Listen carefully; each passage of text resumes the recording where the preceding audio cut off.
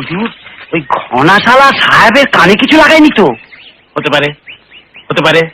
আজকাল ও তার সব মাল বেচে বশির মিয়ার কাছে, আর এসপি সাহেবের সঙ্গে বশির মিয়া খুব খাতি। আর আজকাল ঘনাশালা আঙুল ফুলে তো কলা গাছ হয়েছে, ভোট তো ফেরত পেয়েছেই। আর কদিনের মধ্যেই বসন্ত মাঝির মেয়ে কদম। হ্যাঁ ম্যারেজ করবি যতীন? বিয়ে না হুজুর, আমি ওই সব ঝঞ্ঝট ঝামেলাই। কদমকে পেলেও বিয়ে করবি না? কাকে?